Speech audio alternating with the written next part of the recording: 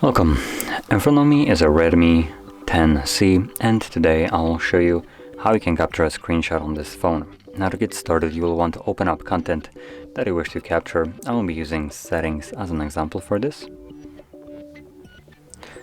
And once the content is open and visible, press and hold power key and the volume down at the same time. You'll get a sound along with this animation right here the first time around. This will stick around, but once you tap anywhere on the screen, it will disappear after like about a second, and anytime afterwards it won't be giving you this kind of like guide on what you can do here. So while this is sticking around, I'm gonna quickly go into the two options that are here. So we can send the screenshot that I have just captured, or we can capture a longer version of the screenshot. Now this will override the original one, which will be visible right here.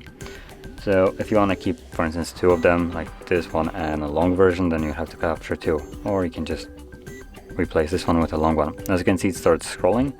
You can tap on the screen to stop it from scrolling, and you can scroll it down yourself with a little bit more precision, however far down you want. From there, click on done and the check mark right up here, and this will save our screenshot.